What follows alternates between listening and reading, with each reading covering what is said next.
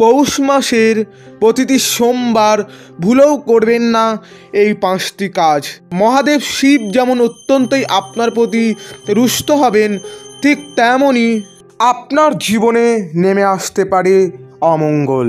নমস্কার দর্শক বন্ধুরা, প্রত্যেককে জানাই পৌরাণিক ইউটিউব চ্যানেলের পক্ষ থেকে স্বাগতম। আশা করছি আপনারা সকলেই ভালো আছেন।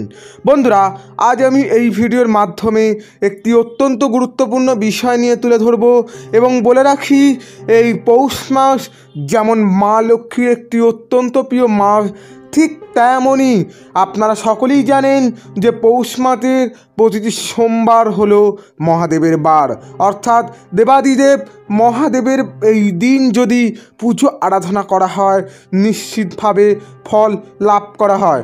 কিন্তু এদিন এমন কিছু করণীয় কাজ রয়েছে যেগুলি আপনি যদি করেন তাহলে আপনার ভাগ্য যেমন ফিরবে, ঠিক তেমনই এমন কিছু অকরণীয় কাজ রয়েছে যেগুলি আপনি যদি ভুল করেও করে ফেলেন তাহলে মহাদেব যেমন আপনার প্রতি রুষ্ট হবেন, ঠিক তেমনই জীবনে আপনার নেমে আসতে পারে অমঙ্গল এবং অশুভ কিছু।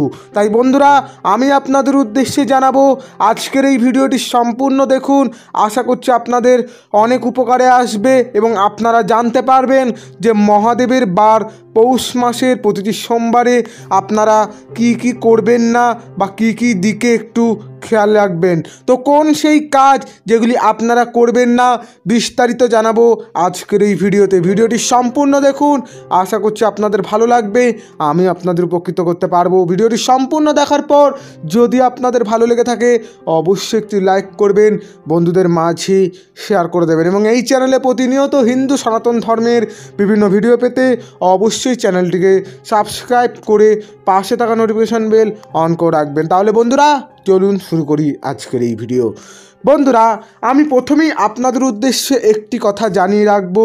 আপনারা সকলেই জানেন যে দেবাদিদেব মহাদেবকে যদি একটু ভক্তি শ্রদ্ধার সাথে যদি স্মরণ করা যায়, যদি মনে মনে ডাকা যায়, তাহলে কিন্তু বাবা মহাদেব আমাদের কিন্তু সমস্ত বিপদ থেকে রক্ষা করে এবং তিনি এমন একজন দেবতা যাকে খুব অল্পতেই কিন্তু সন্তুষ্ট করা যায়। আপনি যদি তাকে এক ফোঁটা জলও যদি নিবেদন করেন, মহাদেব কিন্তু অত্যন্তই সন্তুষ্ট হন।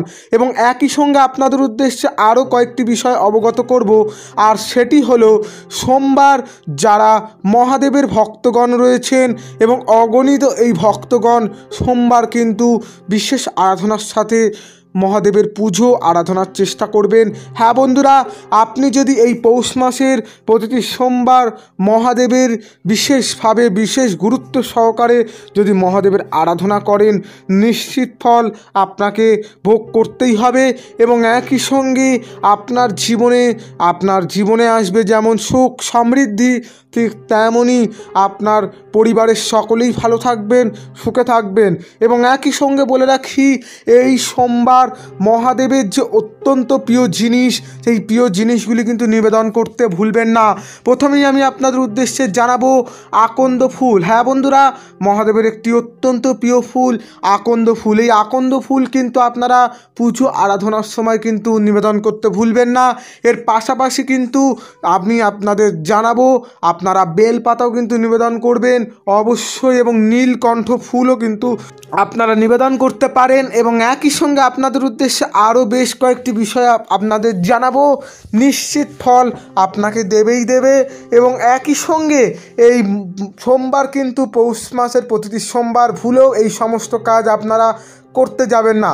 প্রথমেই যে জিনিসটির কথা বলবো যে মহাদেবের, আপনারা জানেন যে মহাদেবের সঙ্গী সাপ। হ্যাঁ বন্ধুরা, এই সোমবার কিন্তু ভুলেও আপনারা সাপকে কোনোভাবে ক্ষতি করার চেষ্টা করবেন না বা মেরে ফেলার চেষ্টা করবেন না।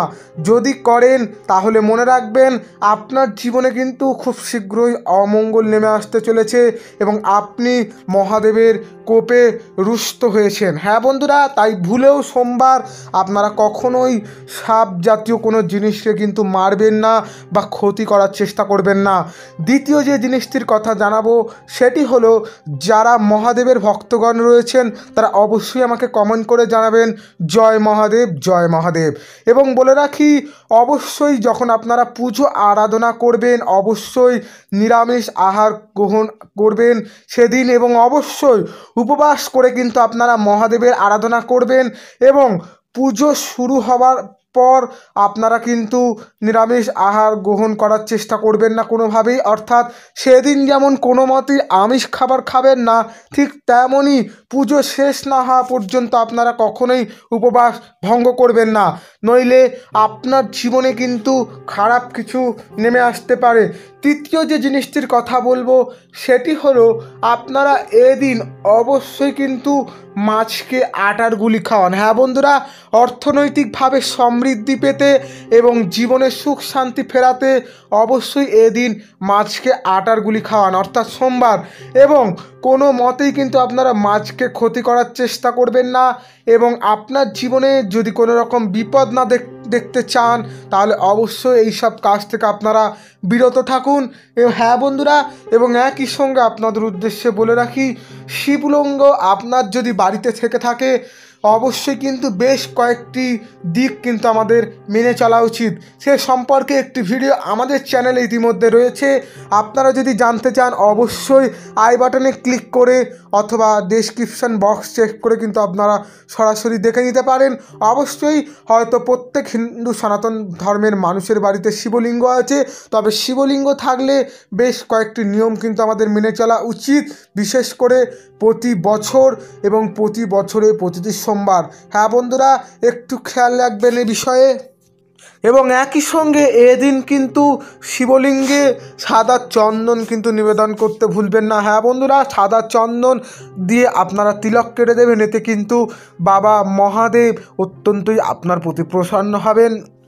এবং একই সঙ্গে সবথেকে গুরুত্বপূর্ণ যে কথাটি আর সেটি হলো, আপনারা কিন্তু এদিন অবশ্যই চেষ্টা করবেন দেবাদিদেব মহাদেবের যে মহামৃত্যুঞ্জয়ী মন্ত্র রয়েছে সেই মন্ত্র 108 বার পাঠ করার বা উচ্চারণ করার। হ্যাঁ বন্ধুরা, আপনারা যখন মহাদেবের আরাধনা করবেন অবশ্যই এই মহাদেবের মহামৃত্যুঞ্জয়ী মন্ত্র উচ্চারণ করুন।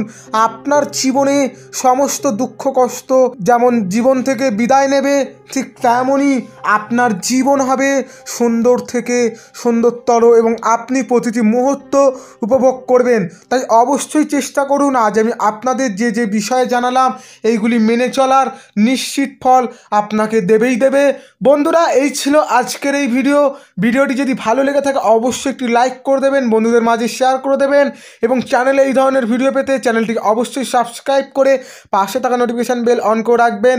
এবং বলে রাখি, আপনি বাবা মহাদেবের একজন ভক্ত হয়ে থাকলে অবশ্যই কমেন্ট করে জানাবেন জয় মহাদেবের জয়। আজকের মতো ভিডিওটি এখানেই শেষ করছি। ভালো থাকবেন, সুস্থ থাকবেন, নমস্কার।